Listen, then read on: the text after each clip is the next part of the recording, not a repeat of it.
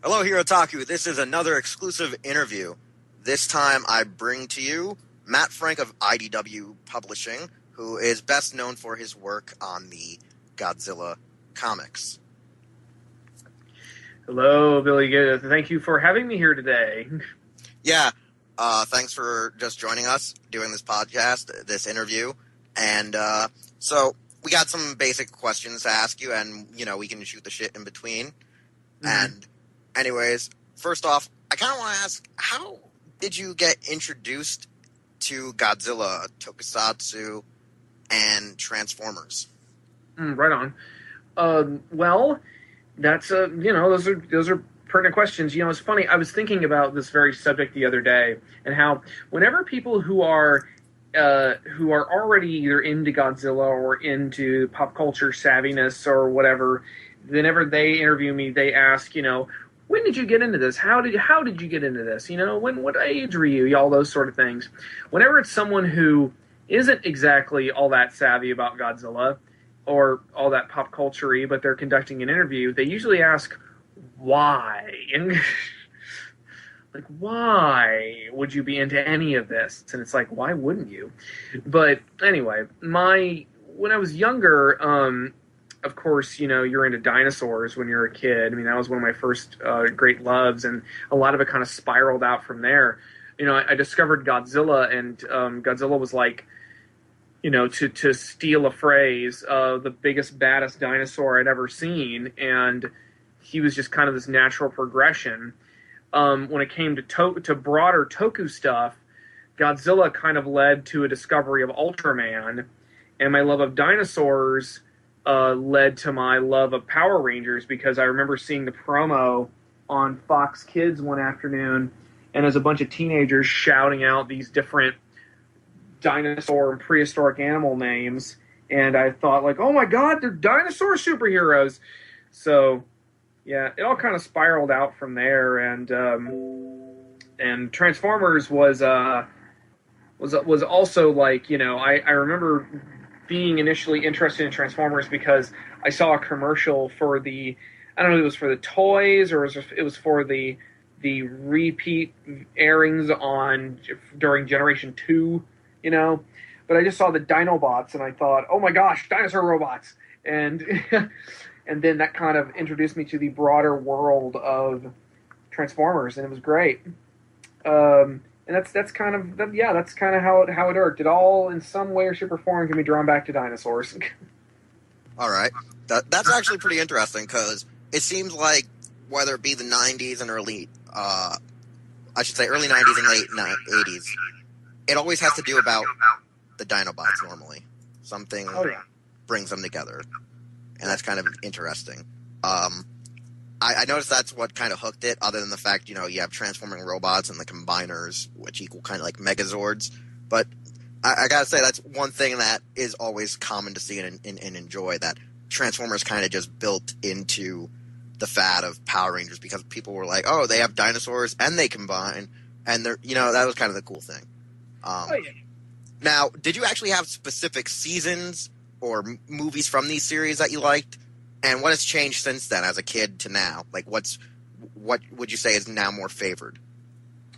Well, I mean, my first, my first exposure to Godzilla was just was very ancillary. It was very tertiary, I guess you could say. Like, I would see a birthday card here that would have Godzilla on it, or I'd see a poster somewhere that had Godzilla on it, or I'd see some toys somewhere, or something. And the movies were, always just out of reach. Like, they were either scattered about television, or it really wasn't until I discovered them at my local Blockbuster that I was able to start digesting them really aggressively. But at the time, certain Blockbusters only carried certain movies, so you could only get, like, this Blockbuster maybe had Godzilla 1985 and Godzilla vs. Biollante. His other Blockbuster was like a gold mine, because it had Son of Godzilla and Godzilla vs. Megalon and all this other stuff. So, and when I started out, I think I definitely gravitated more towards the hero Godzilla, which I still have a soft spot for.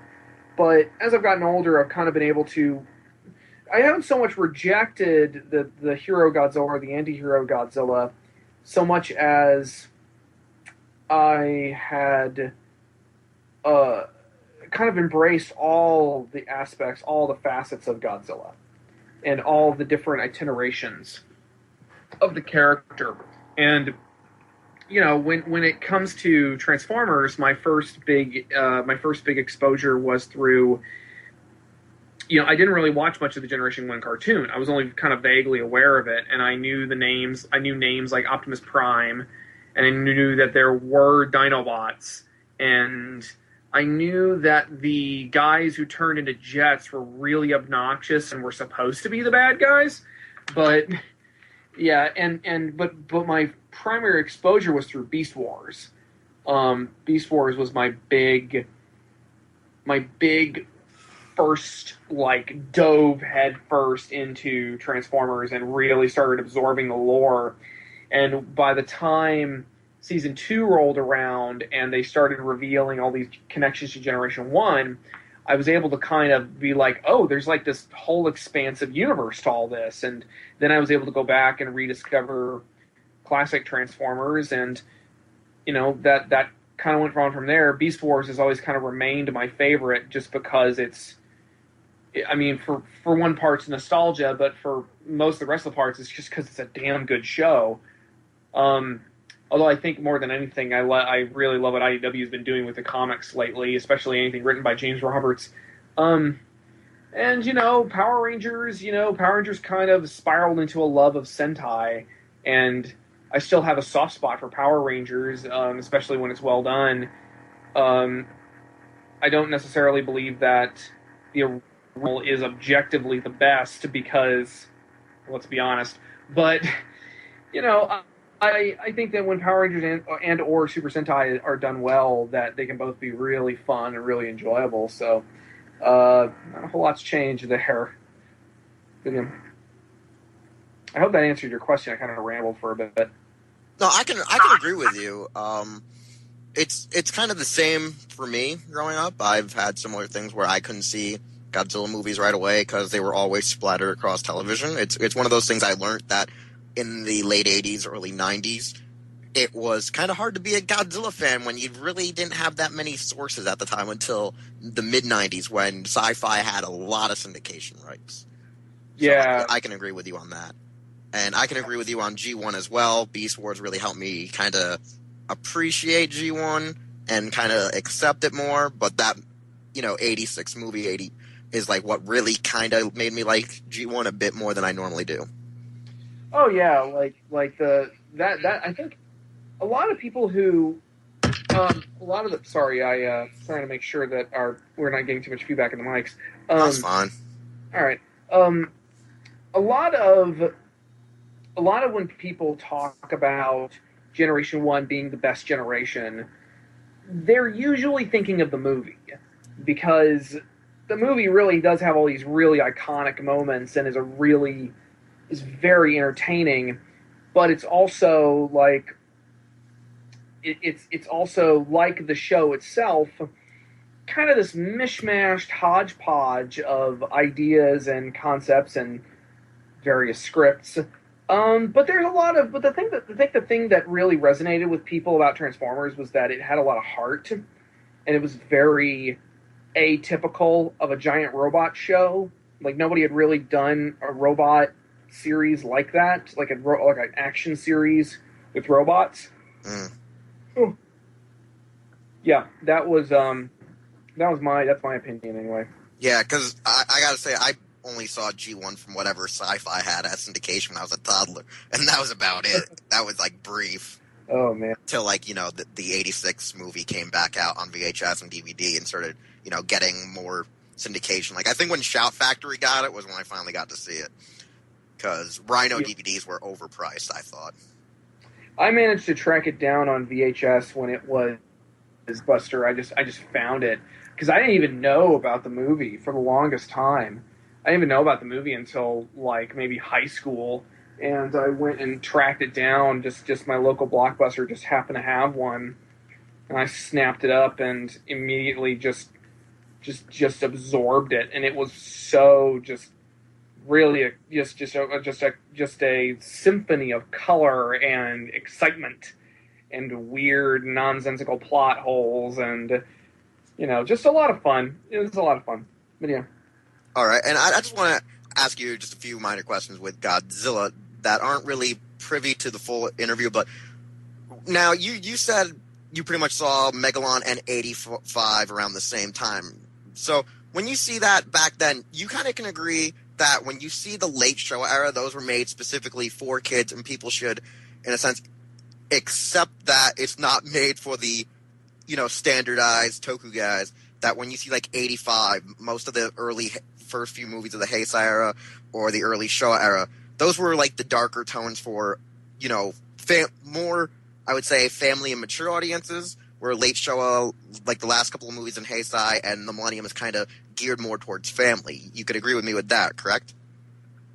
Well, yeah, I mean, it's to paraphrase David Callett, who's a fairly well-known Godzilla historian. He's done a lot of the DVD commentaries. It is asinine for us to narrowly draw the focus of Godzilla in any way that excludes children.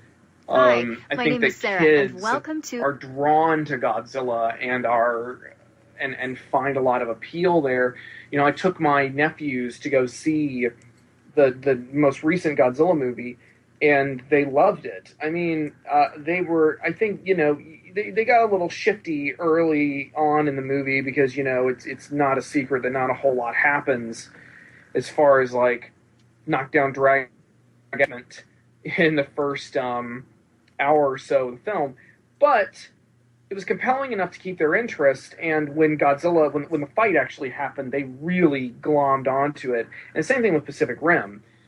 And I think about just as a funny parallel, against my better judgment, I went to go see Transformers: Age of Extinction with my bad movie buddy. I couldn't pay my wife to go see it Sarah, with me. And welcome to Dinar Corp. And we went to go see it, and we saw the Dollar Theater, and you're sitting there because it's just an hour. It's not an hour. Sorry, it's a 3 hours of just noise and stuff being thrown at you. It's almost completely the complete opposite of Godzilla 2014. And at one point I got up because I really had to use the bathroom. I knew I wasn't going to miss anything. And I walked by some younger kids who were also in the theater. This is the Dollar Theater, so it was really small, and and they were all on their phones, and they had just tuned the movie out.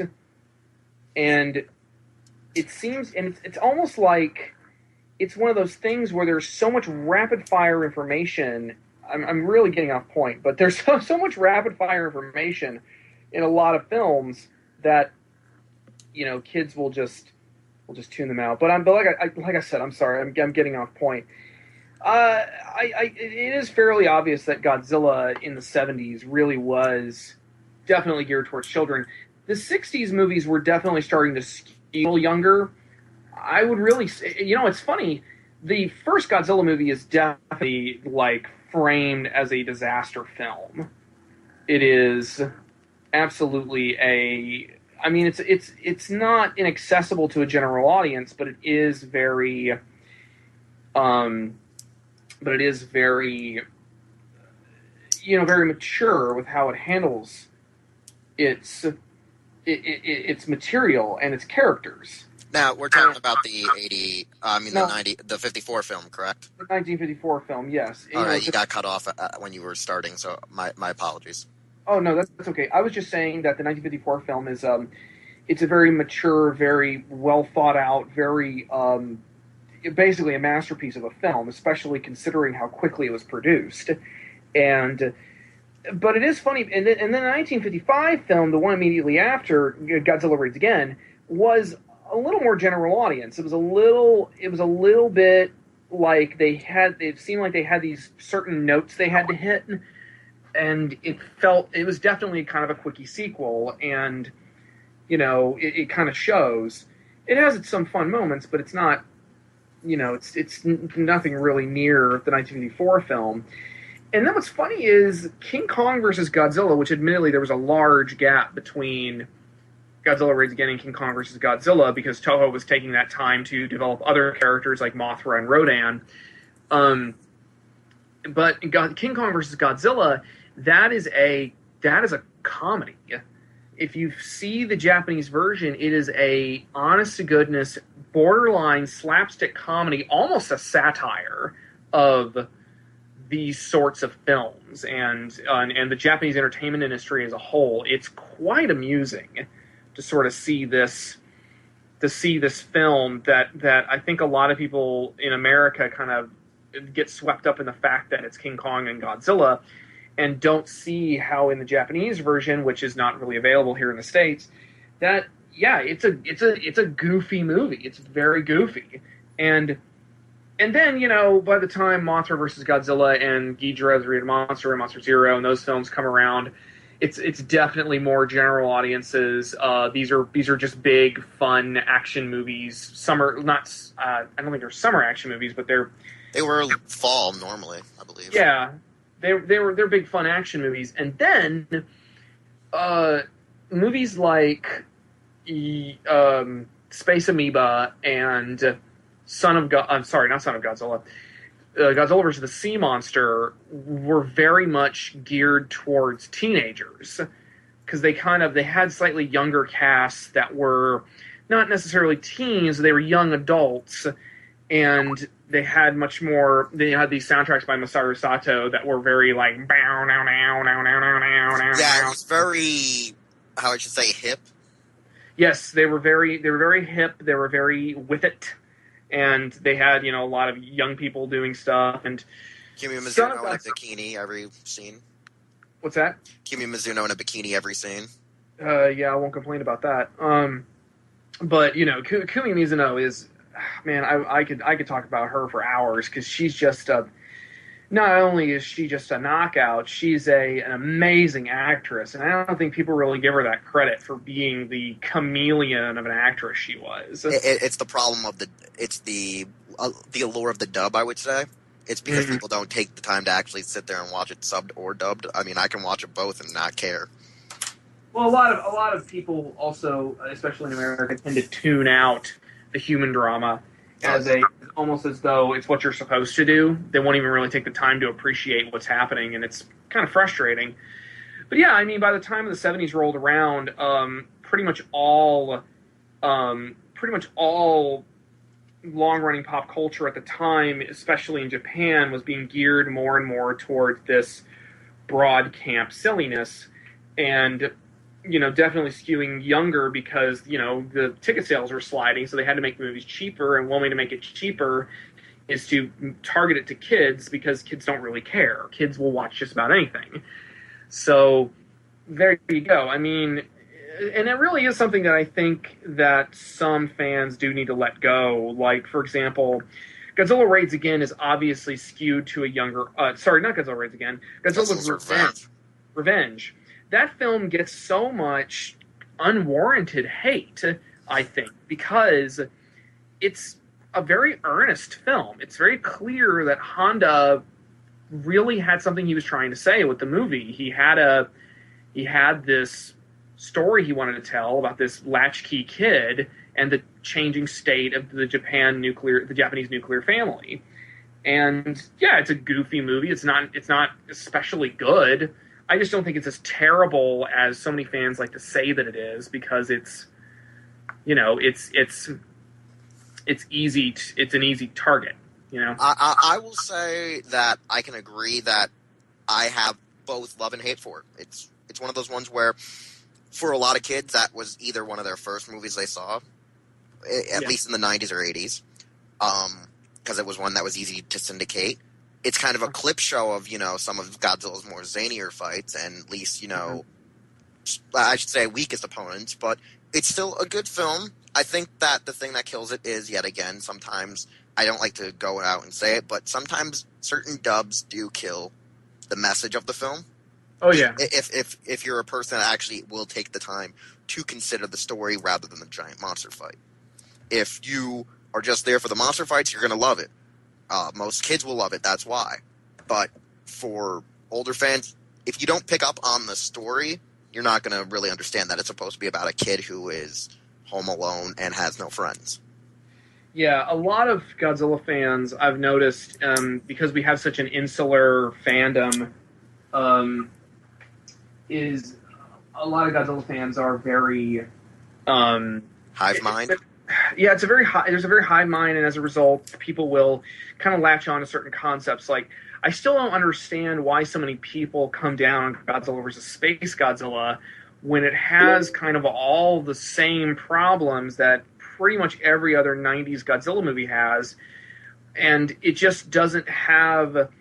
It doesn't have like a classic monster or a big gimmick like Godzilla dies to distract people from the common hazy problems. And it's especially bad or especially good. It's just kind of middle of the road, but it's got a fairly tight screenplay, and it benefits from focusing on a small cast, and it's pretty easy to follow, easy to understand what's going on. So but for some reason everybody kind of latched on to that film, and like so many people will just complain and piss and moan about how bad Space Godzilla is. And I thought I was the only one.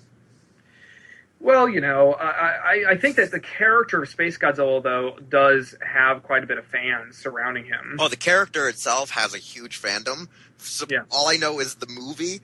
I thought I was one of, like, the minority, because I thought we were the ones that were in the minority. I didn't know we were the majority, because all of my friends tell me that I'm in the minority, that the movie isn't bad.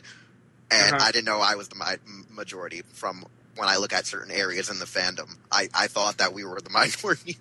So you're telling me for once, yes, majority wins. Well, it's it kind of just.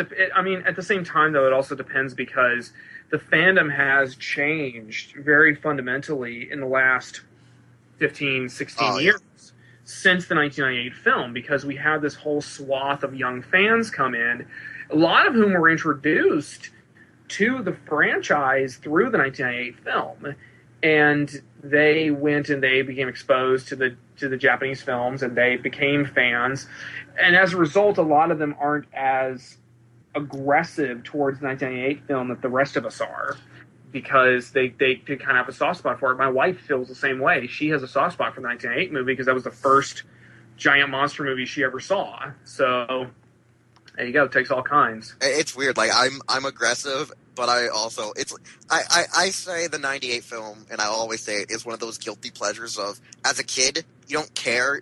You could put Godzilla's name on anything and make it a lizard, a dinosaur, or something. But as long as it has some similar characteristics or reimagining characteristics of stuff that could work, you're not really going to care unless you're past the ages of 6.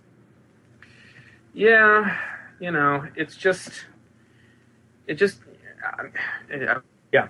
So yeah, just kind of agreeing with what you said. Yeah, it's one of those arguments I have with people, because like I can see why there's hate for the movie. I love the cartoon though a lot more. The cartoon was very intriguing. Mm-hmm. Yeah, the cartoon.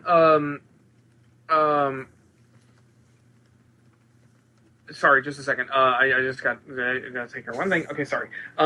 Yeah, the cartoon, I would argue, is actually one of the best reinterpretations of Godzilla outside of the films. It's a series that does kind of understand like why we like Godzilla. Now, it doesn't get everything right. The nuclear analogs and nuclear metaphors are completely gone, but the environmental message is still kind of there. There's a lot about how these creatures are usually a result of somebody tampering with something, or somebody screwing something up, or the government trying to create bioweapons or whatever. So there's some social societal commentary going on there. So, and just the characters are great, the writing is great, the animation tends to be pretty good, not all the time, but pretty good.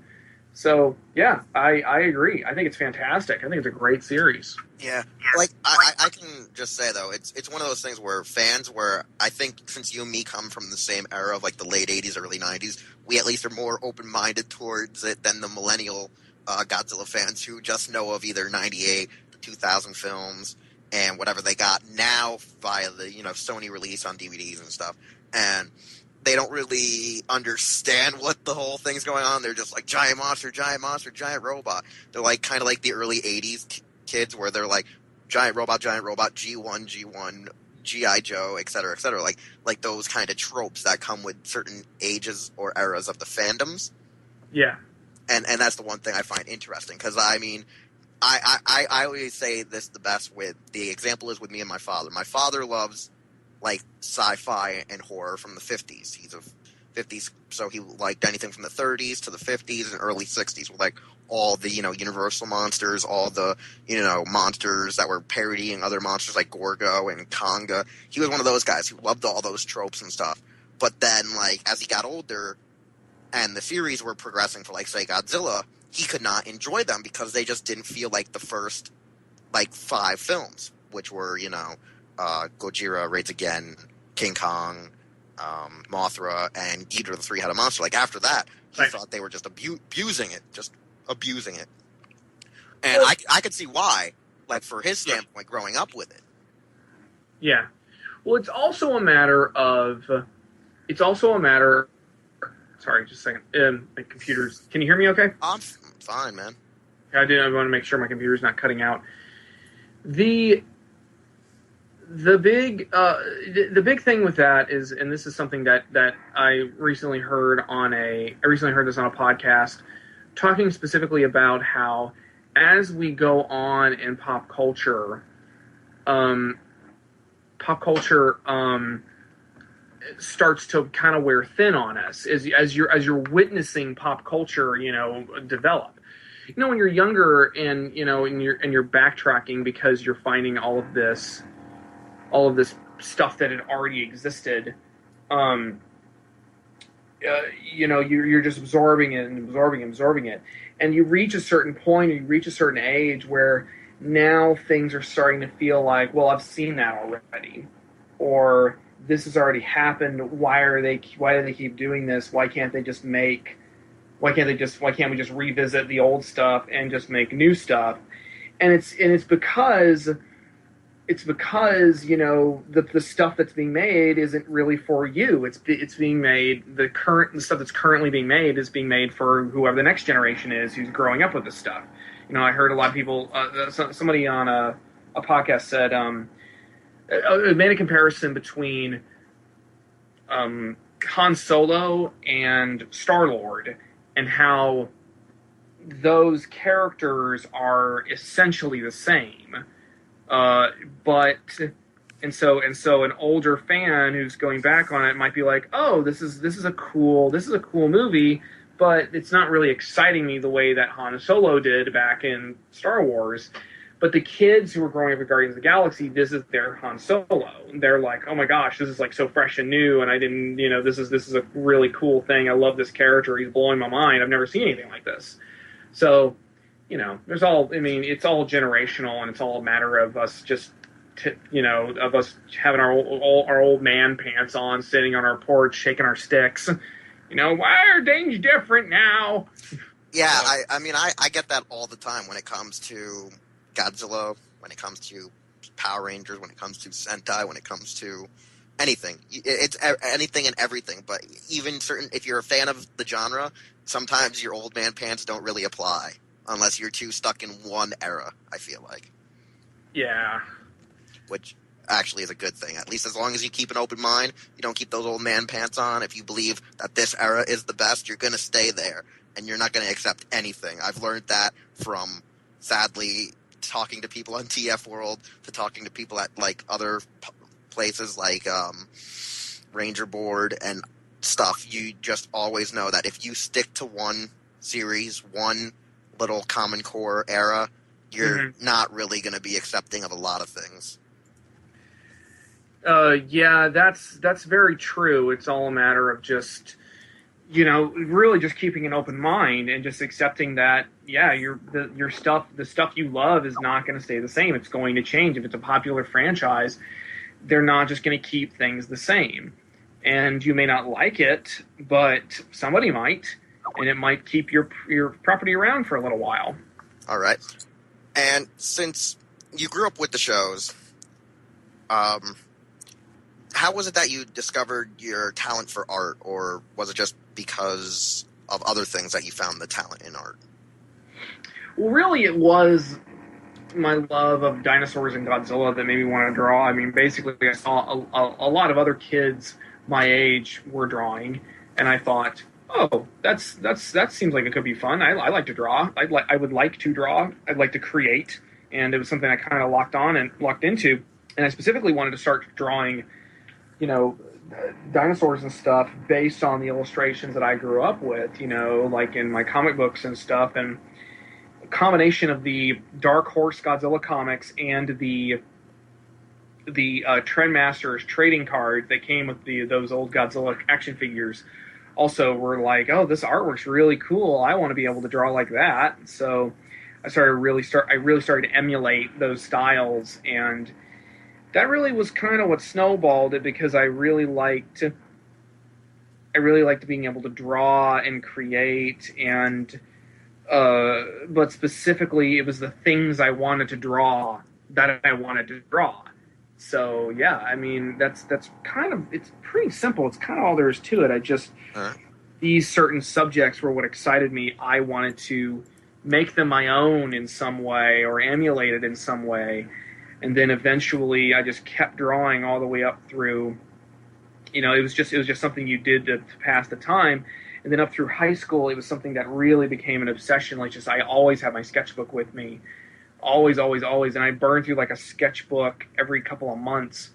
Now it's like I work all the time and I'm always doing big professional art. So my sketchbooks, I'll maybe go through one sketchbook a year, because I try to get the most out of the amount of pages. And I'm also, if I'm not sketching, it's not my only source to draw. Now I have to draw on Bristol board paper and my little storyboarding pads and stuff. So more art just stretched out. Could you actually tell us the course of, your schooling, like what you had to do to become a, I should say, certified artist, or, to have graduated with your degree? Well, this is a whole subject that I could spend like an hour talking about. So I'll give you the short version. I went to the University of Texas at Austin, and kind of didn't really come away with a whole lot. I mean, I don't regret my time there, and it's where I met my wife, and it's, I had a really good time and everything, and I'm very lucky in that my parents paid for the whole thing, so I don't have any crippling student loans. But more and more, I'm kind of realizing that, it really kind of wasn't the school for me. Like, I probably could have gotten more benefit out of taking illustration courses at Austin Community College. And it's really a question of, if you want it bad enough, if you want to be an artist bad enough, and if you just cannot imagine yourself not drawing, you will find the time to learn how to draw, especially if you have people giving you real critiques and real criticism and making you push yourself. Because it'll suck at first, because and it's happened to me. You finally get some real critiques from some real illustrators and real artists, because I didn't really get a whole lot of that in school, because my teachers didn't teach illustration. It was all fine art, and the difference between fine art and illustration is pretty vast. It's like I mean, well, the thing about fine art is that there's always a question about what makes it fine art, but the kind of fine art we studied, it's the equivalent of trying to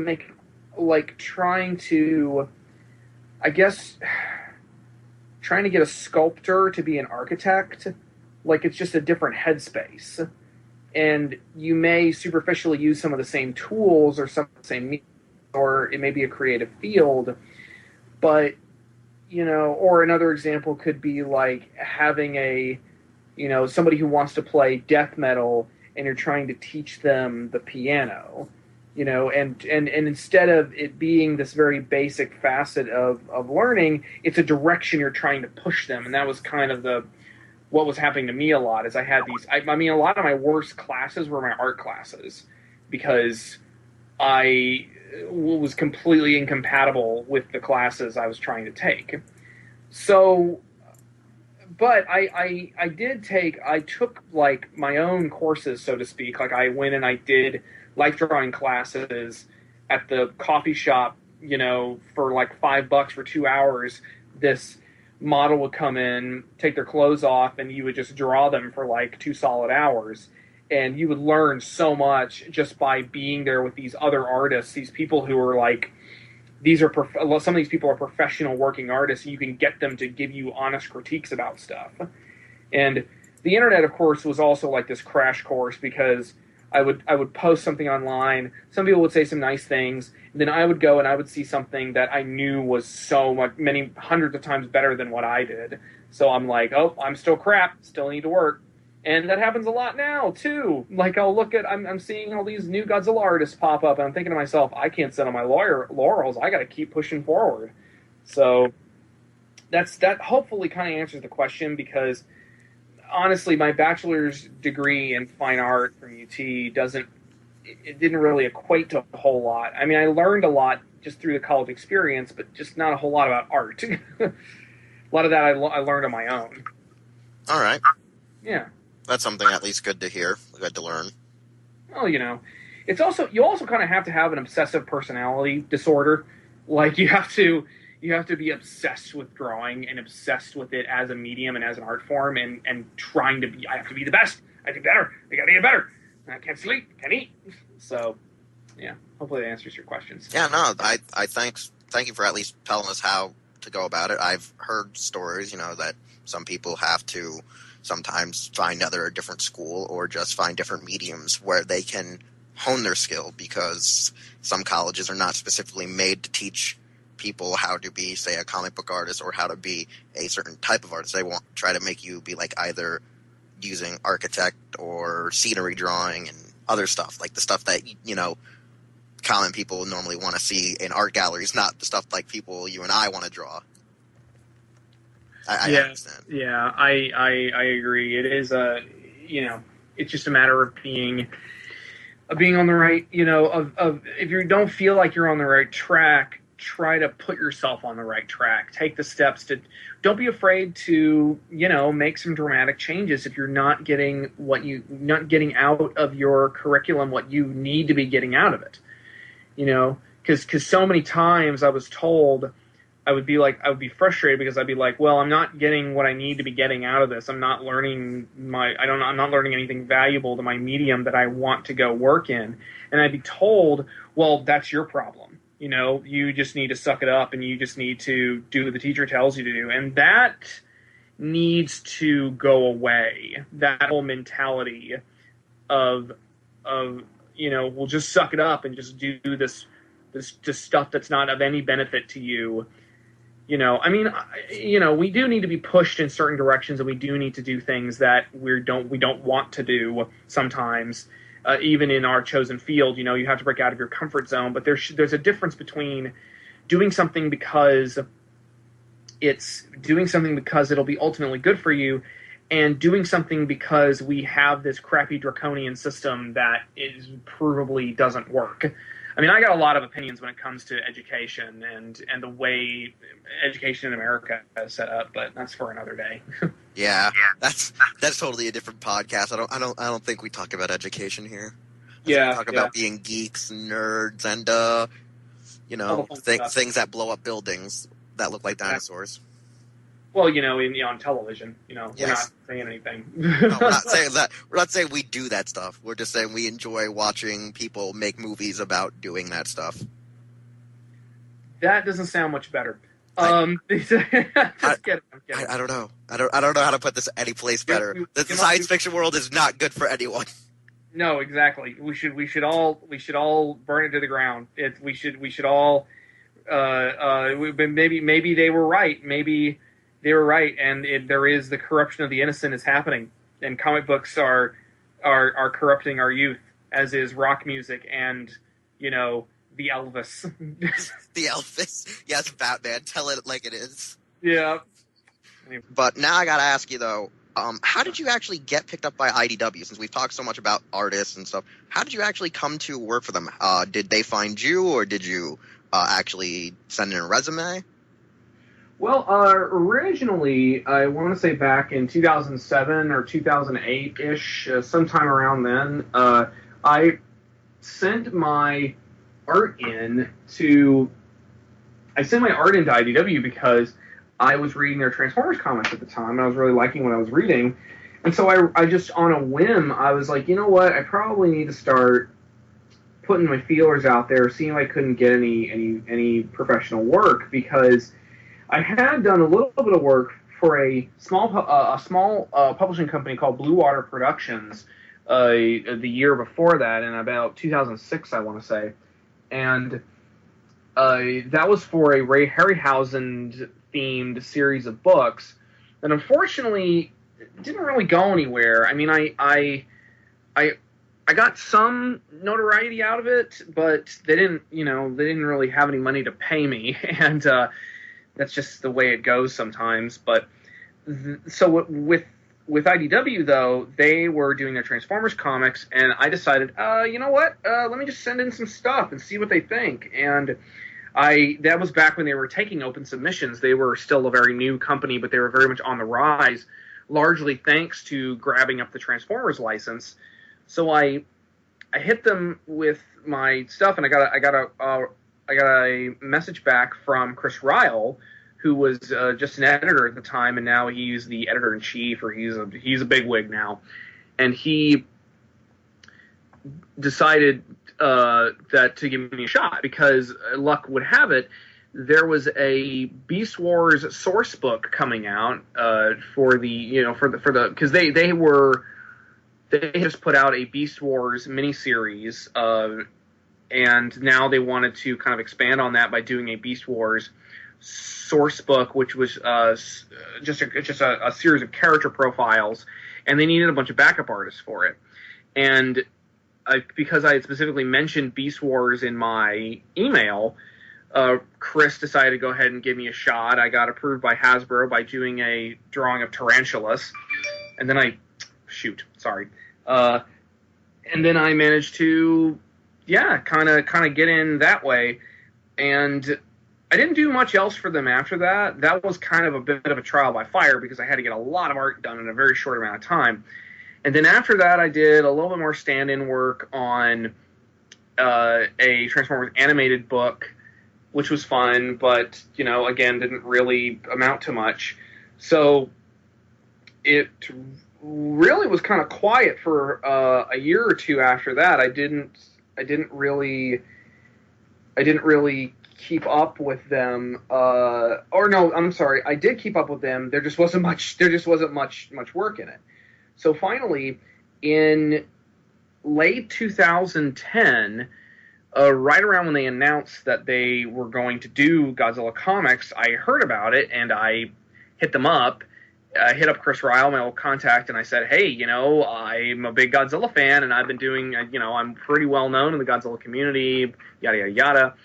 And as it turned out, they actually were planning to ask me, which I was very happy with, that they knew me, they knew I was a big Godzilla guy. So that was when they brought me in to do those covers for Kingdom of Monsters way back when it first came out, back in 2011. Yeah. Right. Yeah.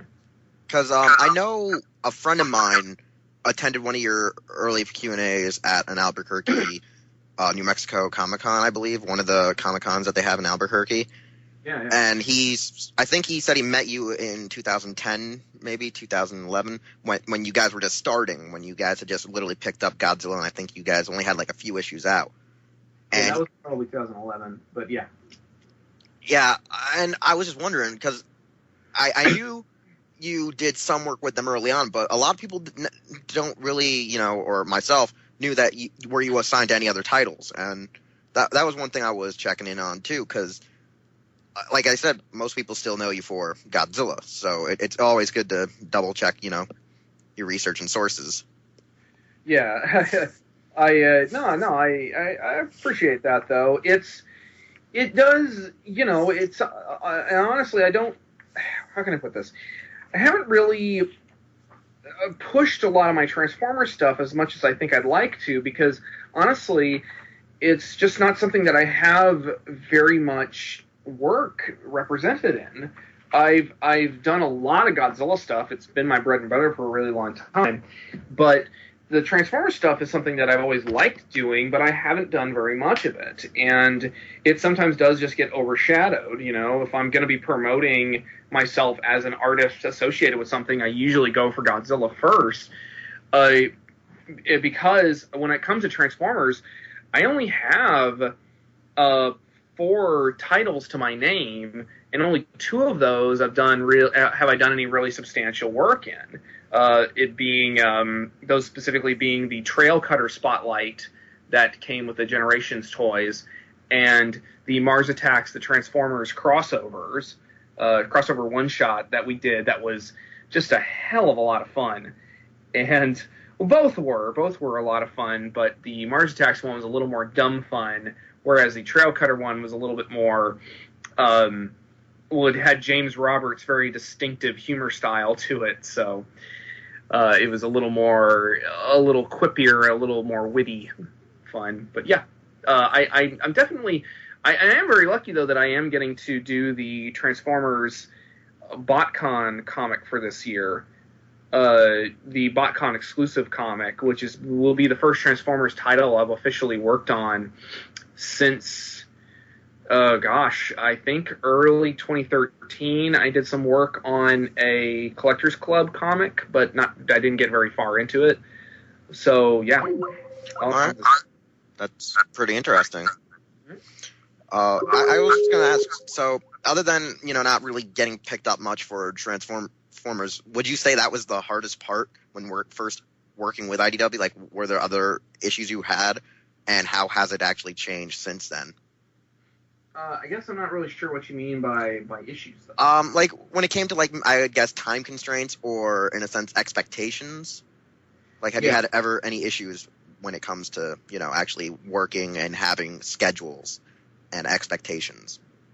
It really can only get troublesome when you're stretched thin. You have a lot on your plate, and you have a lot to juggle, and a lot of different projects to be working on at the same time. When I first started work on Rulers of Earth, I was really stretched thin because not only was I in the middle of moving, I was working on the aforementioned Transformers Collectors Club comic, in addition to just a ton of other just standalone licensed work or individual commissions and things like that. And working on a monthly book, if you start falling behind on the month before, that has a potential to affect the month immediately after, because you've got to roll right into the next issue. I'm currently right now I'm working on both the final issues of Rulers of Earth and the BotCon comic, and that is kind of proving a little bit stressful because you have to juggle 2 books at the same time, and it's really hard to do that. If you're going to work in comics, it's one of those things where it's kind of all or nothing, especially if you're doing a monthly book, because it can be extremely time consuming and really just eat up your schedule. When I first started out, though, I remember when I first was working for Blue Water Productions, I really had very little time because I had never really done a full, comic at the time. I hadn't really done a whole lot of sequential work, so I was originally doing the interiors for a comic that was supposed to be based on the film Mysterious Island. It was just called Back to Mysterious Island. I was supposed to be doing all the interior work for that. Unfortunately, I couldn't keep up with the schedule because I was both in college at the time and just was very new to how comics work and how you had to schedule yourself. So the editor basically said, all right, well, I'm gonna have to take you off of this. I'm going to have to put you just on covers or something. And once I got out of college and once my schedule was kind of my own to abuse, so to speak, it got a little bit easier, although finding the work ethic was another big hurdle. I was trying to do art full time, But when you're working at home, working from your home office, having to overcome the hurdle of making yourself work and making yourself stick to a schedule can be very difficult. You have to take some time to really kind of find your flow and find how is the most efficient way you work. Yep. All right, that's really interesting. I mean, I've heard similar stories before, but actually hearing, from someone who's more, I would say in the last 10 years, it's become, more of a recent ongoing, I'd say, process. It's actually a lot better to hear from that, someone who will admit, they're still slightly fresh, but it's good, Yeah, I appreciate that. It is one of those things where, I mean, I'm no spring chicken, I've been in the industry technically since about 2006, so I'm coming up on 8-9 years at this point, working full time reliably for about 4 years now, and I've had an ongoing book for 2 of them. So it is one of those things though where I was kind of catapulted into the role of an ongoing book artist, without having a whole lot of experience doing monthly books, because I had only done one-shots before Rulers of Earth, and then Rulers of Earth came along, and IDW decided, I guess we'll just give them a shot. So, yeah, here we are 2 years later. Yeah, and I gotta say, that's a lot of great work you have put in. I will admit to that. I there's no way I can say, it's bad. No, it's really good. I mean, I really enjoy it. I mean, a lot of Godzilla comics I enjoy. I mean, because it's Godzilla to me. I mean, anything's good if it's Godzilla. Well, I appreciate that, though. I do. Thank you. And so, since I know you haven't really worked on the actual titles for Transformers, a lot of them, but you still read them, and do you have any favorite Transformers titles from IDW? Well, currently, of course, the work being done by James Roberts on Transformers More Than Meets the Eye, I think, is not only the best Transformers comic in years, it is without a doubt one of the best Transformers comics, one of the best comics in general being made right now. It's been my favorite monthly book for the last couple of years at this point, and it's just a fantastic read. James is just such an amazing, just his ability to kind of craft stuff on the fly and to make this fully immersive, basically high concept, hard sci-fi story out of the Transformers universe, which is let's be clear, is made to sell toys, is really quite remarkable. And I really relish the possibility of being able to work with him again. We don't have anything set, of course, but I would really like to give it another shot again. He and I have talked about working together, but since I've been so busy on Godzilla and he's been so busy on Transformers, it's hard to find time to collaborate. So, but just that today. Hopefully, that answers your question. I mean, that just has been my major focus. That is the Transformers comic that really, I think, that's the one I'm currently lending out to friends of mine so that I can show them, hey, look how amazing this can be. All right. Because ironically, the next question I had was, are you or who are the other people that sneak in the tokusatsu Easter eggs into the Transformers comics specifically, such as Kamen Rider V3 and Den-O that we've seen in the past in certain images? If you wouldn't mind telling me. Well, honestly, I'm not sure. I think I maybe was probably the first guy to do that in the Trail Cutter comic. I snuck in V3 just because I was thinking of different Decepticons, and at the time, my friend Jared pointed out to me.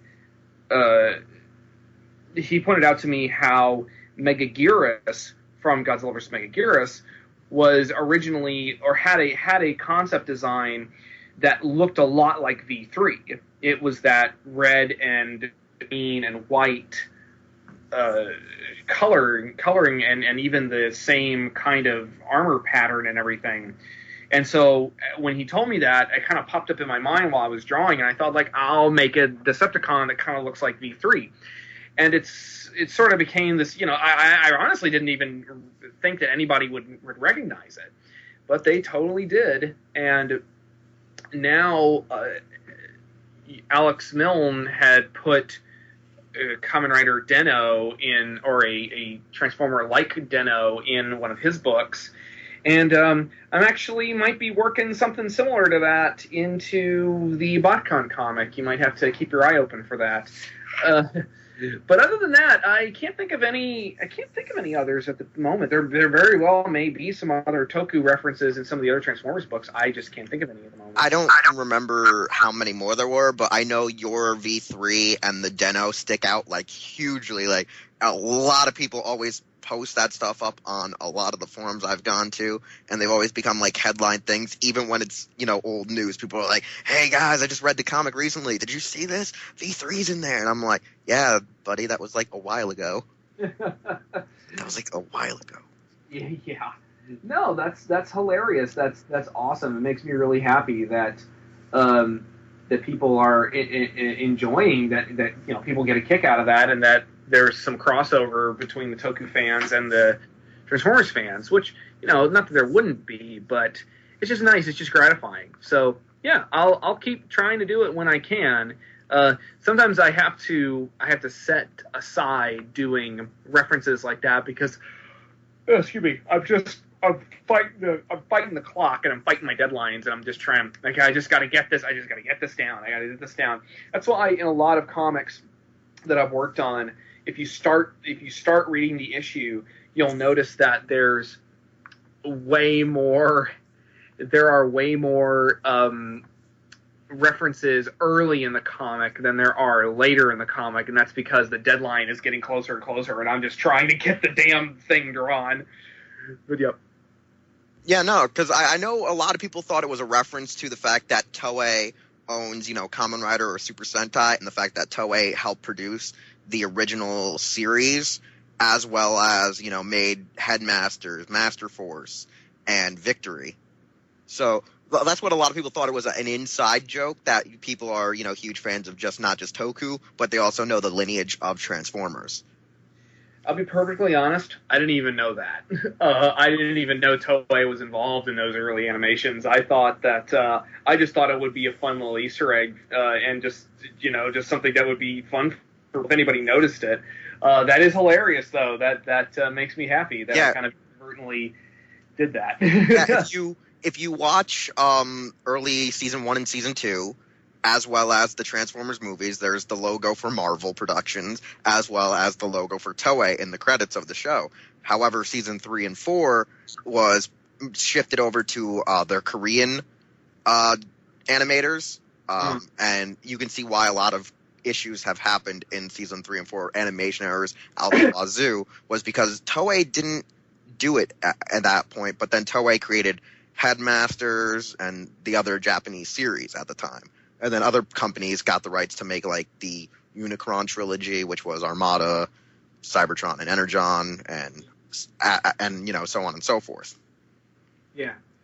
Well, yeah, I mean, I think I do remember something about the Toei being involved on the animated Beast Wars series, but beyond that, no, I hadn't, like I said, I hadn't realized that they were involved directly in the first series, so that's pretty cool. But, that's how it goes sometimes. You'll make these... I've done that before, where I'll do something and just for a goof, and then somebody will come back to me and they'll be like, oh, is this a reference to this, that, and the other? And I'll be like, it can be if you want it to be.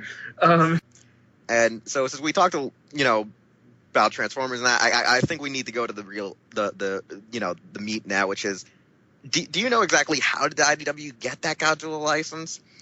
And what actually went into the original planning for all the series that we got up to date?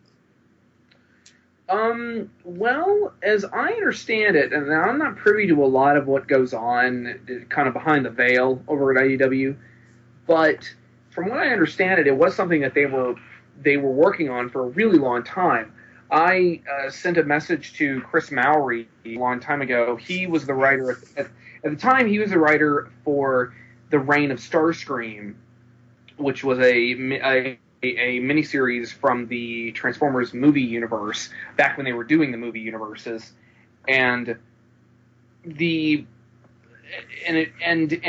mentioned in an interview what a big Godzilla fan he was, and the person conducting the interview asked, would you ever write a Godzilla comic book? And he was like, oh, absolutely. And so I had this history with IDW, so I sent him a friendly email and just kind of introduced myself and just said, like, hey,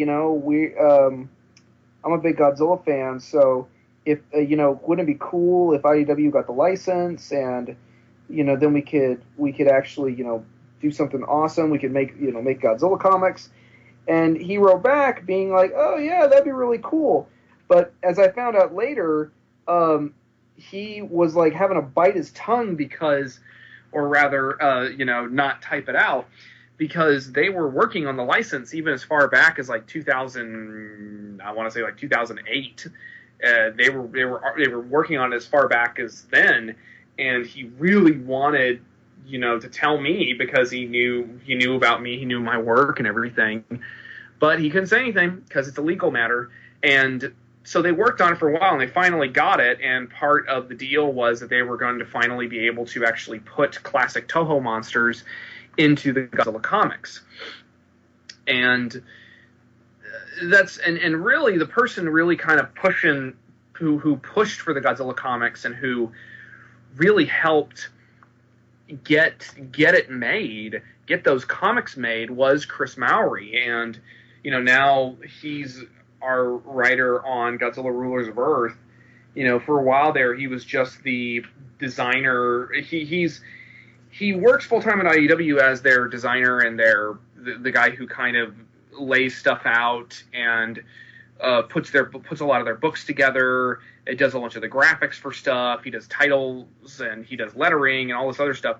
And for Godzilla, he really wanted to write. And finally, with Rulers of Earth, they gave him an opportunity to write it and gave me the opportunity to draw it. So that's sort of all I know about it myself, is that it was just a very long, involved process because, you have to work with Toho, and Toho is very protective of the Godzilla brand, and they need, either so much up front or they need so much in sales or what have you. So, yeah, we were very lucky that Chris was there because he fought as hard for it as he did.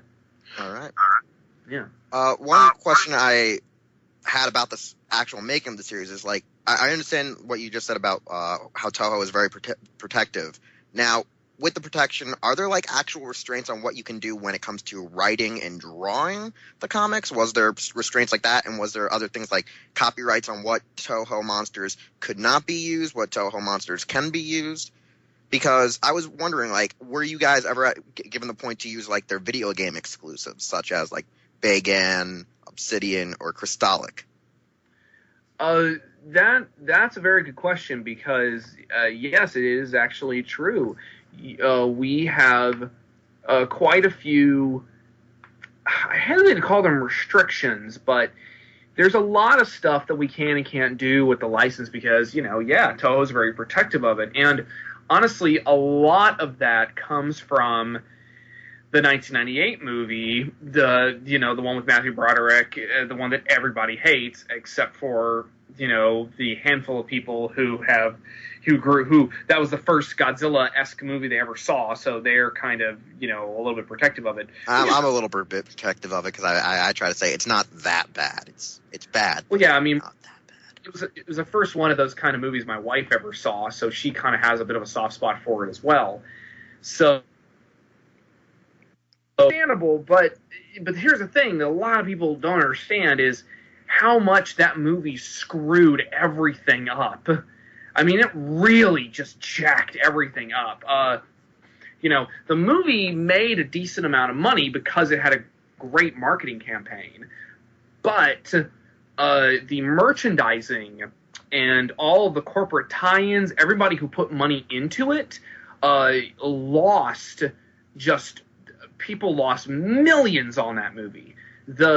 Specifically, Trendmasters, the company who was doing Godzilla action figures at the time, they enjoyed a lot of success with the Godzilla King of the Monsters and Godzilla Wars action figure lines, and they were even planning on doing an animated series based on the at least this is what I was told. This may not be 100% true, but that's what the rumor was flying around. They were.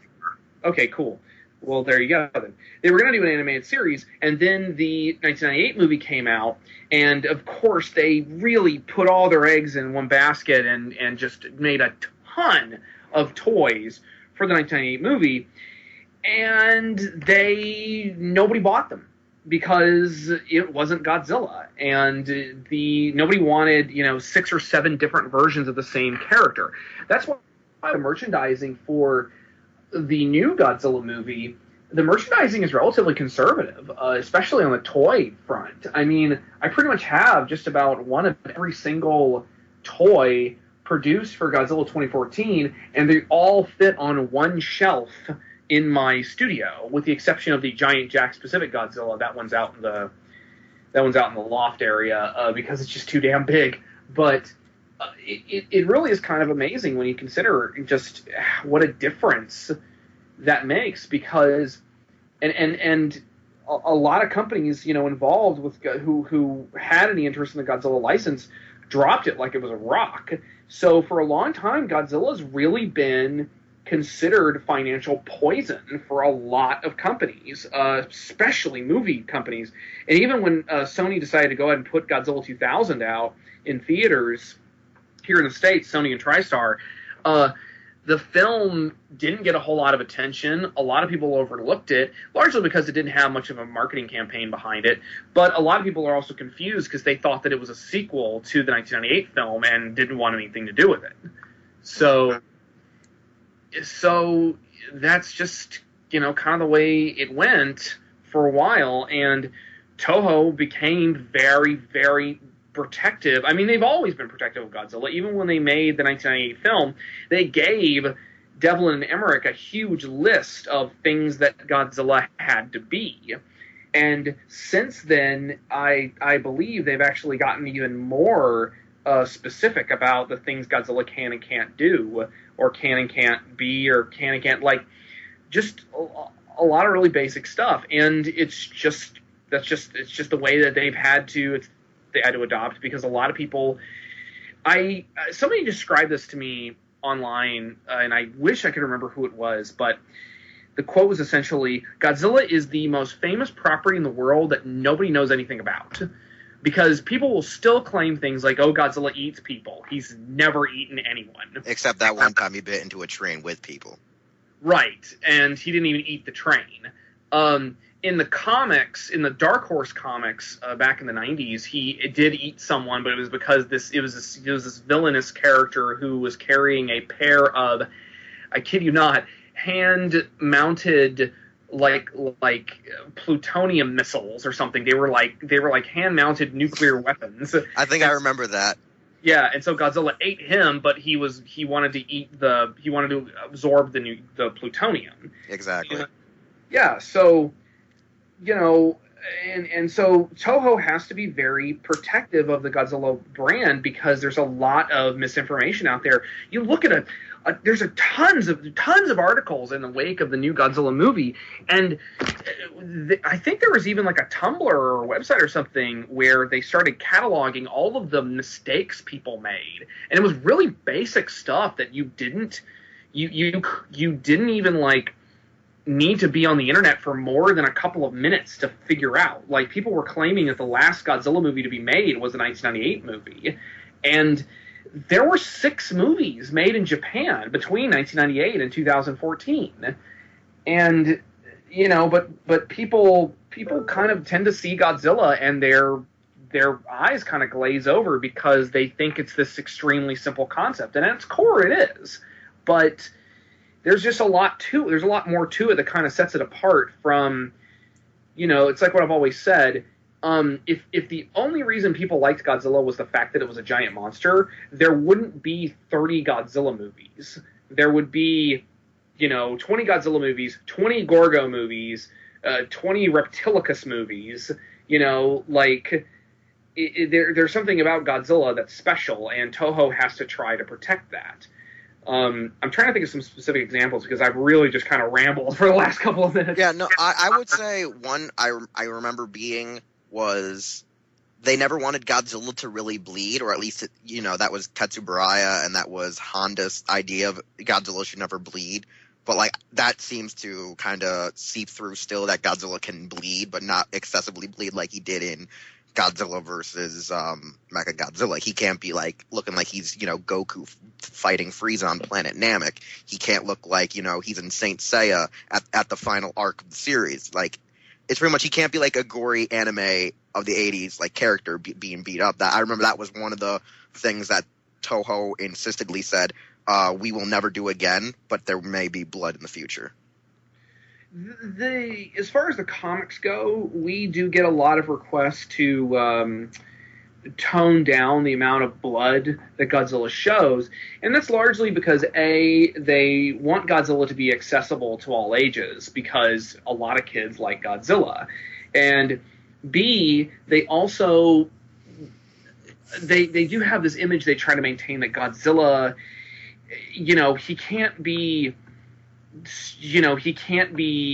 so weakened that, or so grievously injured that it could potentially kill him. It is kind of a tightrope act, though, because you don't want to lose any of the drama of your hero character being, on the ropes, and we've had Godzilla like that a couple of times already, and in the comics anyway. So, but they just, they have a particular image when it comes to Godzilla, and they want to try to stick with it. Quite frankly, I was shocked that they let us get away with what we did in issue 10 of Rulers of Earth, where, I don't want to give it away in case anybody listening to this hasn't read it yet, but... Is that the underwater battle where he fought 5 monsters at once? No, I'm thinking of the issue 10's the one where he fought the Gargantuas. Oh, that was a great issue. Yeah, thank you. Yeah, I really liked that one too, because it was a great little compacted fight, and the Gargantuas just are so resourceful, and they're quite frankly, they're smarter than Godzilla, and that's the way we wanted them to. Well, I don't want to give away too much, but I was just amazed at what they let us get away with in that issue, and I think it was largely because all you have to do is sometimes they just request, if you want to do something in the comics. They've actually gotten quite a bit more lenient now, because they trust us. They know that we are respectful of the franchise and of the material, and we know what we're doing. But every now and then they'll say, well, we'd rather you didn't say this. If you could just have a line in here that says, oh, well, this is entirely the case, or this may not be the case, or whatever. Just something to kind of keep the home office happy, because the bigwigs at Toho are, of course, they are very protective of Godzilla. They're protective of the brand, but our contact at Toho has been very understanding and has been, she's tried to make the bosses happy and make us happy. So, I think for the large part, we're able to get away with quite a bit more than, say, we would have back in 2011 when we first started. All right. One part I did ask, though, was there ever talks to use, the unmade Kaiju or the video game exclusives? Right. Thank you for reminding me. It really depends on... Here's the thing. This also answers your other part of your question about what monsters we can use. It largely depends on what copyright we have, because basically what you have to do is you have to, as we've done in the past, we have to send in a big list of monsters, and this is largely up to Chris Mowry. You send in a big list of monsters, and you try to get approval for however many monsters, because as I understand it, copyright law works very differently in Japan, and each individual monster, at least for Toho, has a different copyright attached to it. And you have to kind of negotiate for, well, you can have this, you can have these monsters, but you can't have this version of the monster. I think that's how it goes. Although we've been pretty lucky in that we've been able to use just about any version of any of the kaiju that we wanted. Although Toho has preferred we stick to some of the more recent versions, particularly of Godzilla. They kind of have been really pushing for us to use, for example, the Heisei 90s version of Godzilla, because that is the most popular version of Godzilla in Japan and in America. But for example, they do have the copyright to Obsidius and Crystallock. So if we really wanted to use them, we could submit, a request to use them and maybe get the rights to use them.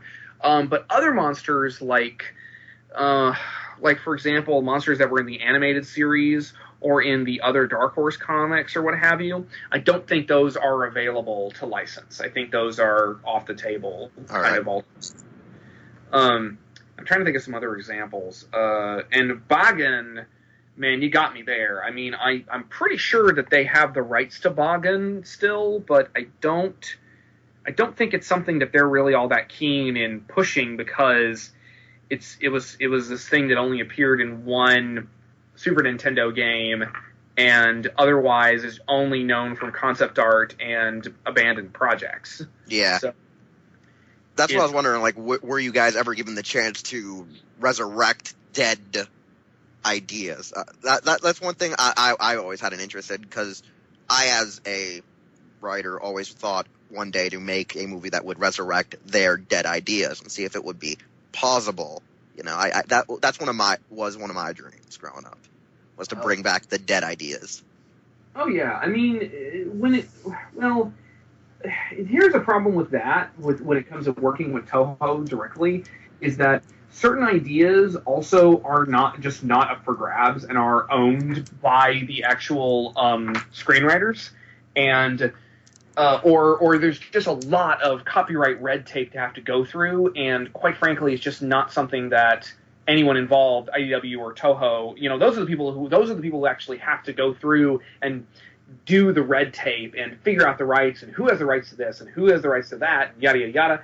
And for a comic book that only sells moderately well, it's not something that they quite frankly want to have to deal with. There's other things to have to deal with. And so, for example, for a while there, we were trying to use the classic aliens, the Planet X aliens and the Nebulans and the Black Hole Simian aliens and all these guys.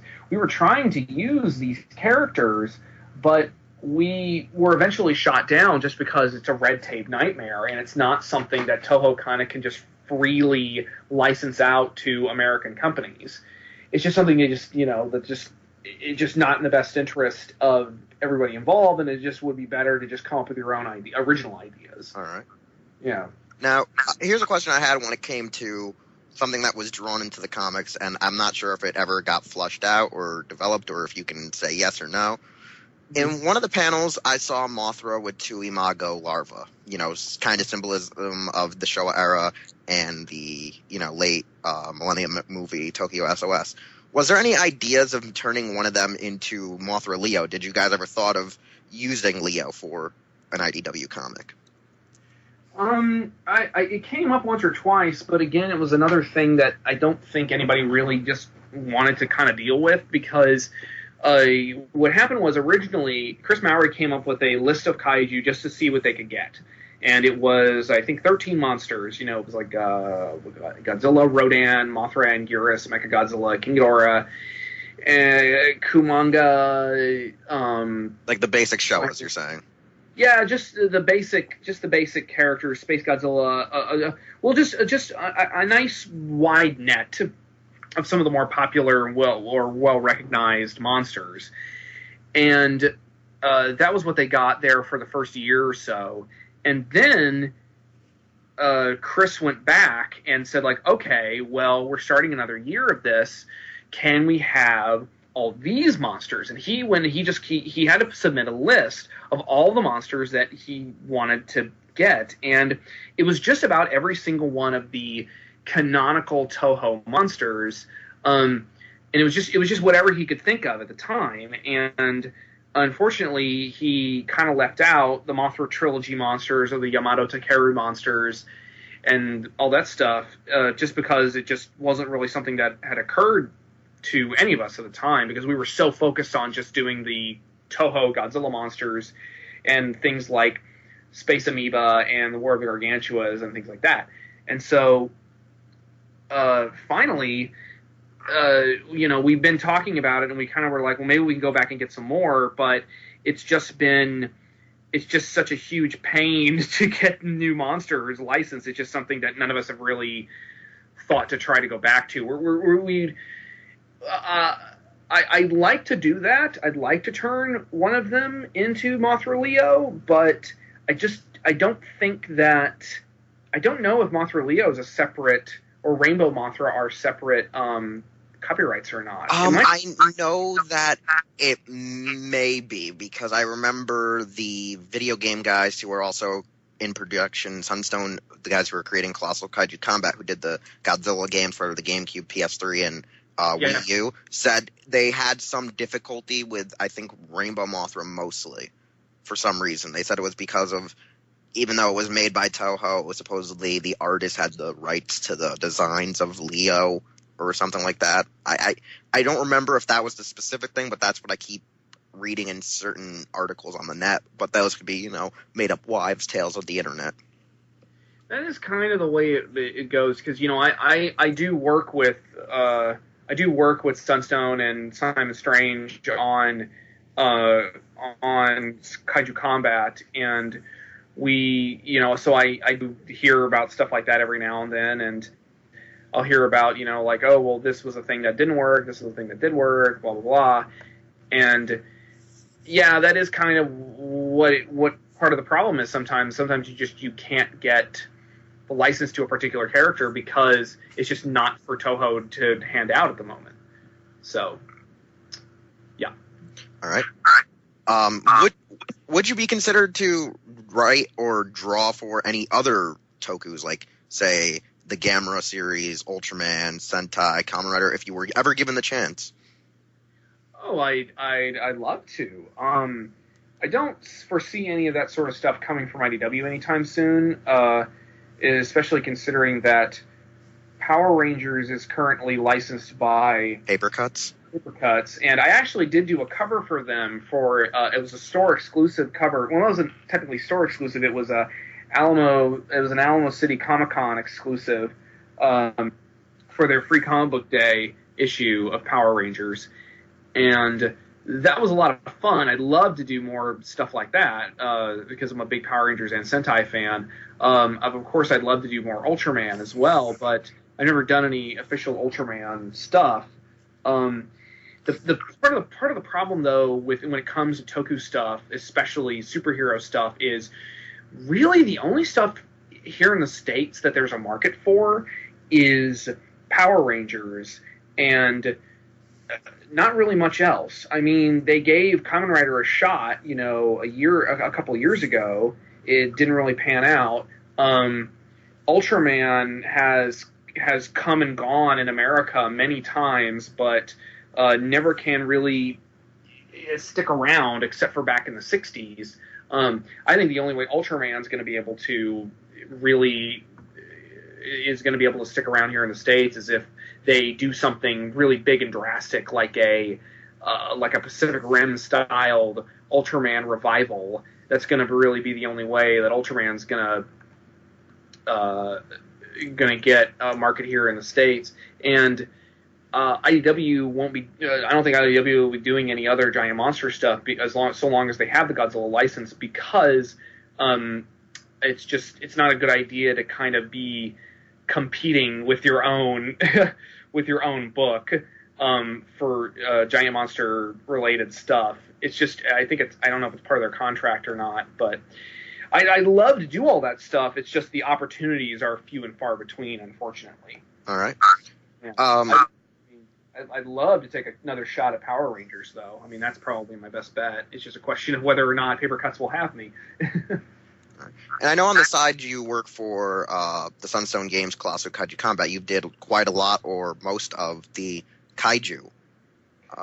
Yes, all of the kaiju, with the exception of the Kaiju Land monsters. The Kaiju Land monsters.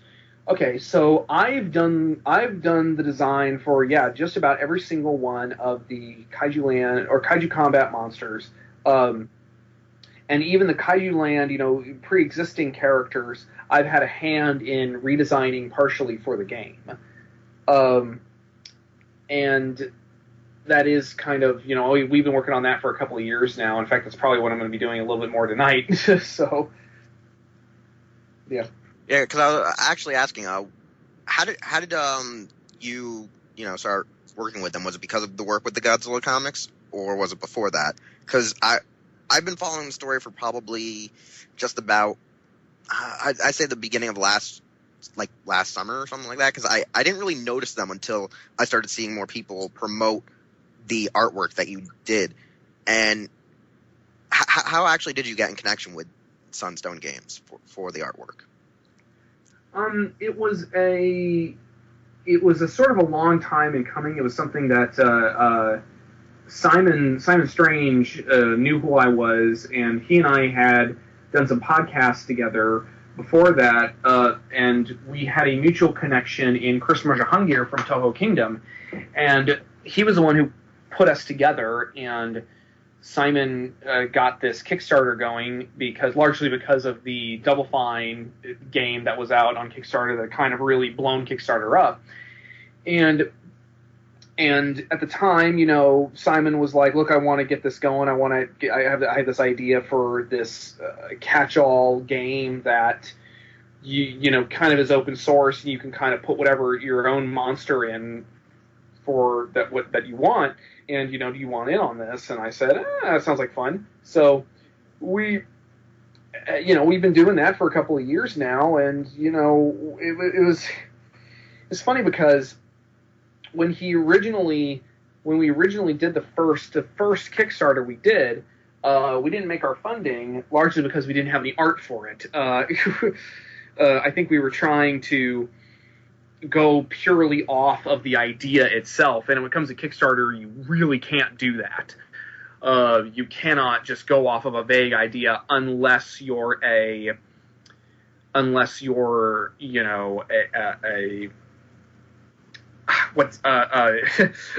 Double Fine or somebody who has a lot of clout and a lot of really passionate fans.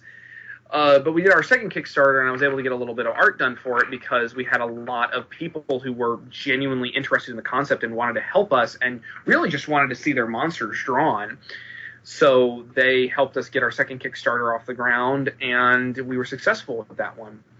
And, we've just kind of been working on it off and on. Well, not off and on, but we've been working on it consistently ever since. I've just taken a few breaks now and then because it is time consuming to be working on a full-time comic book and on, a video game, especially, with video game design and character design can be very time consuming as well.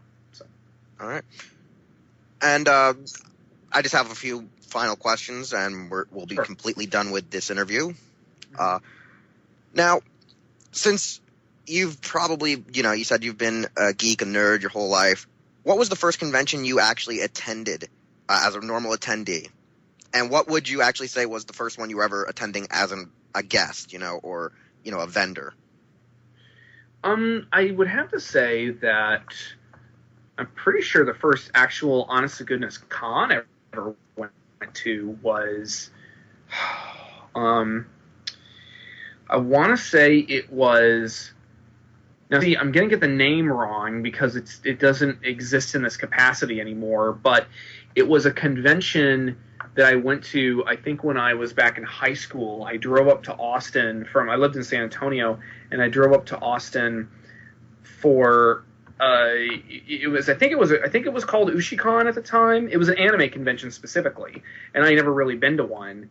So that was a lot of fun because it was the first time I'd ever gone to a convention, and it was filled with people and cosplayers, and it was largely anime focused.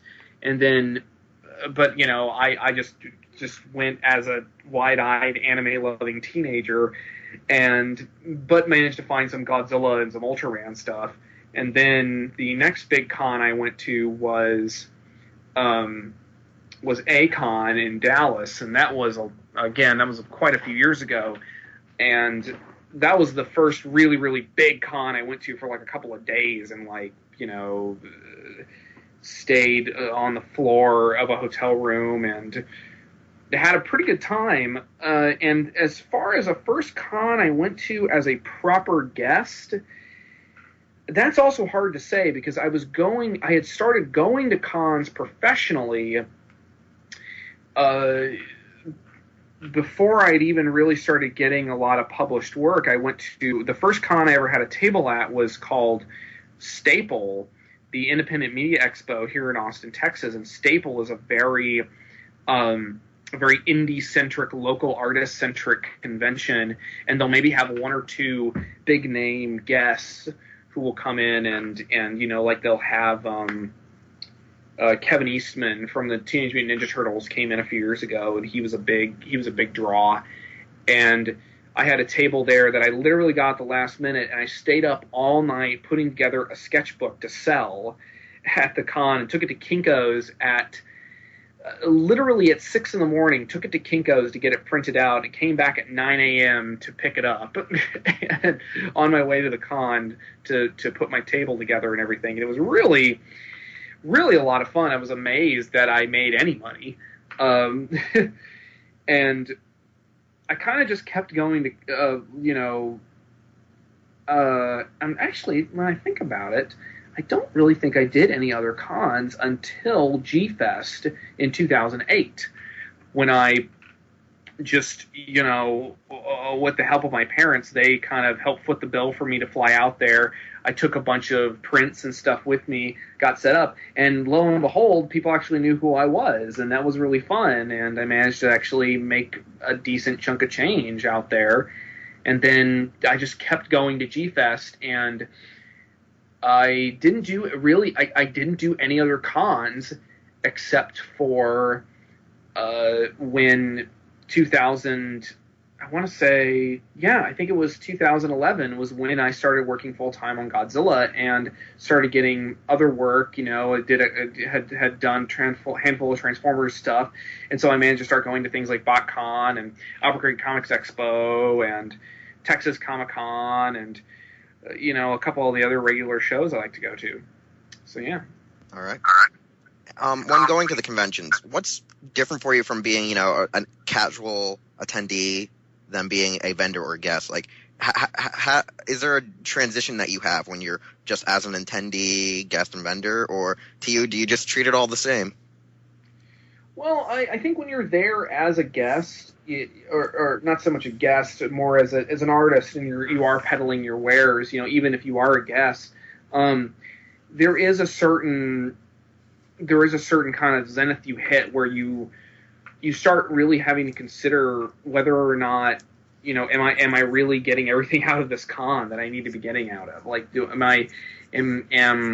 is this con, am I going to be able to turn a profit here? It's when you actually have to start thinking about things like profit. Because for a while there, I was using my table as an excuse just to go to cons, and I had a lot of fun. I'm basically with the attitude of, oh, well, my trip is paid for if I can just break even.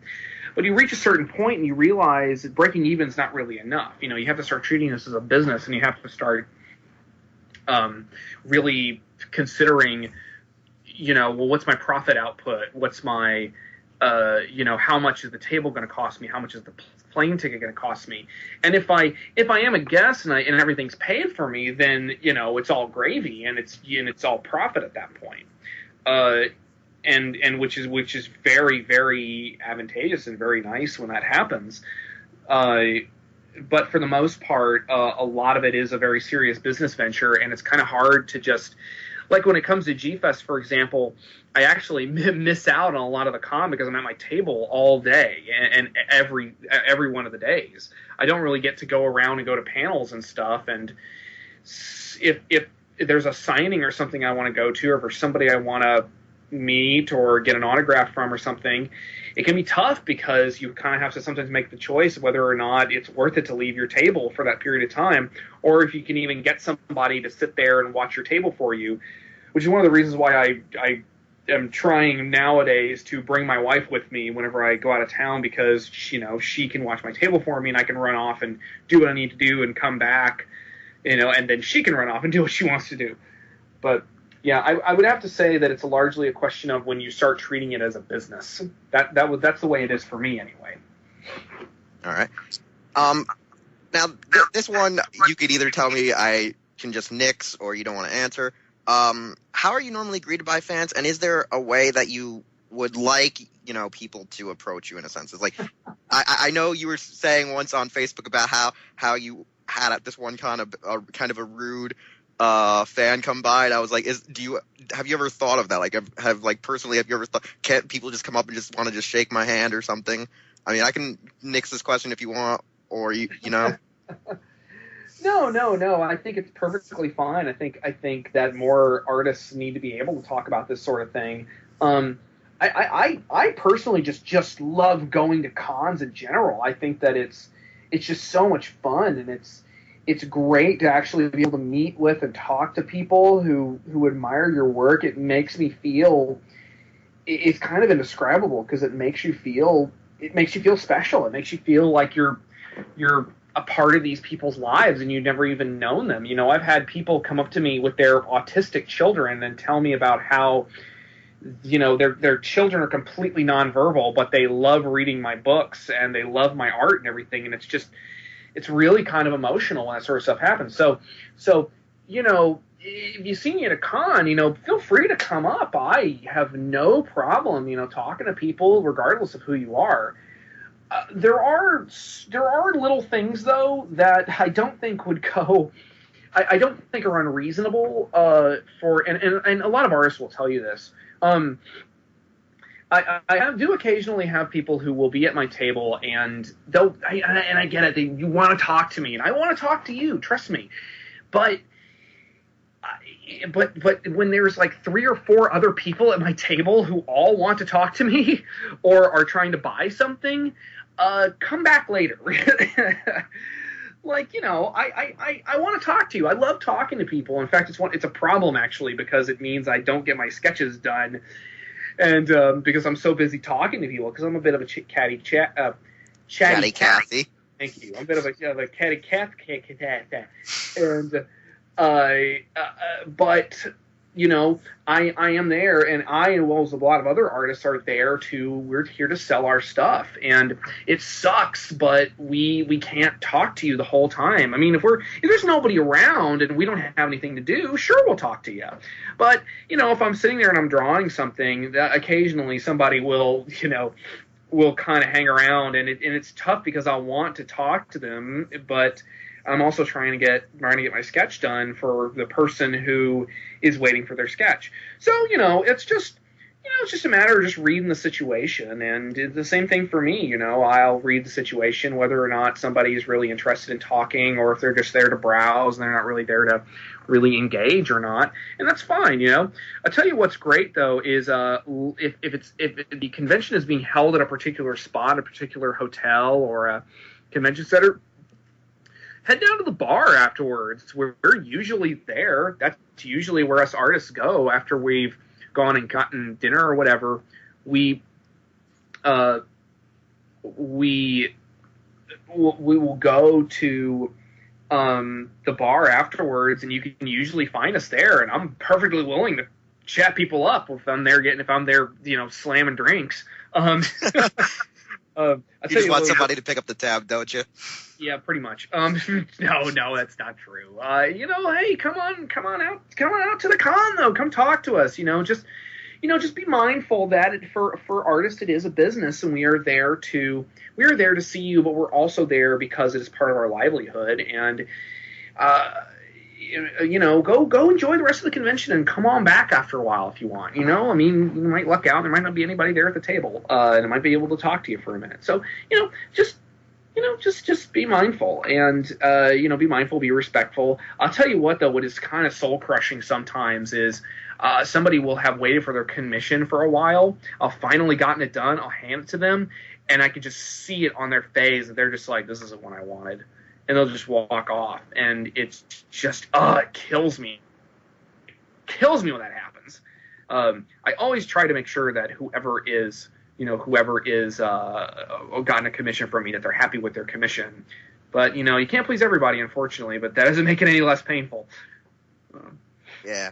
I know that for sure. Like, I have a friend that always is willing to draw me like a sketch once in a blue moon, and I'll ask him, can he draw it? And like, I'm never usually disappointed unless his vision alters how like we described it early on, where I'm like, oh, so you wanted to give me like cat ears instead of, like a kabuto horn. Oh, okay. That's a little different. You got to try and give people what they ask for.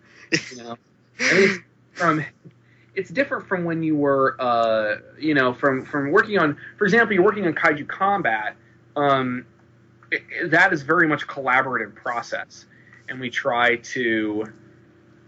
It's a collaborative process, and we try to work with the person, but the product, the final illustration, the final character needs to work on a couple of different levels. But if it's just a one-off illustration, I try to match whatever the person has given me as close to what they've requested. All right, so, that's actually really cool and interesting. Yeah. And one of the huge last questions are, do you have words of wisdom for people seeking a job as a comic book artist? Like, what can you tell us? What should we try to do? Industry's full. Go elsewhere. No, I'm kidding. It can be, the thing that I think cannot be emphasized enough is that it is a very tough industry, and more often than not, there's not a whole lot of money in it. I'm very lucky in that I've been able to parlay what I've been able to make into a livable wage, and am able to do things like pay rent and pay my taxes and pay bills and stuff relatively well. That's not to say that there aren't lean times, especially when your income is not guaranteed. But it's one of those things that if you really can't picture yourself doing anything else, stick it out. Stick it out, but don't be afraid to seek advice and seek wisdom. Don't be afraid of criticism. I hear too many times people try to write off criticism as though it's, that person's just jealous, or that person is just, you need to only be listening to people who support you. And it's like, if enough people are saying something's wrong, something's probably wrong. And you probably need to, because most people are not out to tear you down. They see something wrong, see something you're doing wrong, and they're probably just going to say it. It's having the presence of mind to know when someone is just giving you a hard time and when someone is honestly trying to help you. That's one of the challenges to overcome, and it's just something you're just going to have to, experience will start to speak for you, and you'll be able to figure it out from there. But yeah, if you really can't picture yourself doing anything else, just keep at it. It's tough, but it's very rewarding. So that's the best I can think of at the moment. All right. And I know how to contact you, but how can fans contact you? Well, my primary contact source is through my website. It's mattfrankart.com. I'm trying to think of some other. I have also got a Tumblr page as well. I'll be honest, I'm more likely to answer you on Tumblr than anything else, because it's a much cleaner system, and it also has a limited word count. So if your question is short, I can respond to you short. But don't be afraid to shoot me an email or something as well through my website, mattfrankart.com. My Tumblr is Spankzilla85. Very mature, as is my Twitter. And so, yeah, don't be afraid to hit me up. And, I'm also, every now and then I'm totally cool with looking over people's art. Don't be surprised if it takes me a while to get back to you, though. I get a lot of emails and messages every day, and I have a lot of work to do. So please don't be offended if I can't get back to you quickly, or if I just don't get back to you at all, because unfortunately sometimes things do fall through the cracks, and I'm sorry about that, but it's just kind of the way it goes. I don't have a secretary. I can't afford to hire my wife, so she's got to bring in the money for the bills too. So But yeah. So those are the places to go, and I hope to hear from folks. And I can admit that is true, because I remember once you and me were discussing, I think you were talking to me when you were getting ready for a flight because you had nothing else to do, and you actually stated, I have nothing else to do. But it's always cool to talk with fans. And I was like, oh, that's great. And then I was telling you about the site, and then I guess you got on the plane and completely forgot that we were talking about the website. And I was actually asking you for an interview, and then one day I just started talking to you a couple of months later, actually messaging you. I was like, oh, hey, I also run a site. You're like, oh, I completely forgot. I was like, there we go.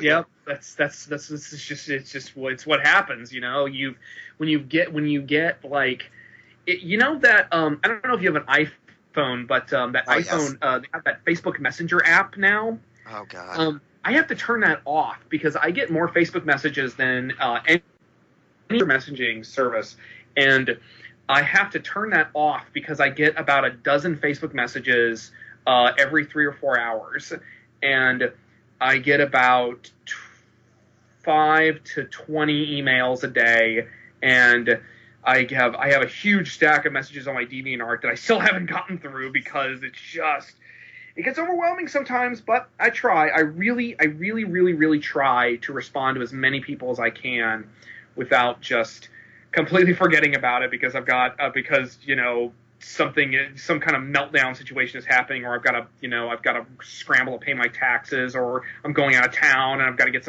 bunch of stuff done, or like when I was trying to go to Tokyo and I realized really a week before I had to leave that my passport was expired, and it's just a fun old time. But it was fun. It was fun following that ever-growing story.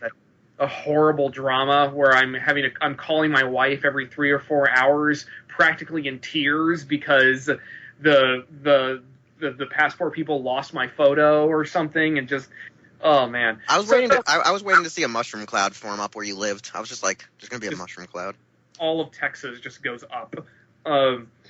But anyway, yeah, to all those listening, don't be afraid to send me a message. I try to get back to everybody. Don't be afraid to get a message. Don't be afraid to send me a message. Like I said, send me something on Tumblr because you're much more likely to get a response from me there. All right, then.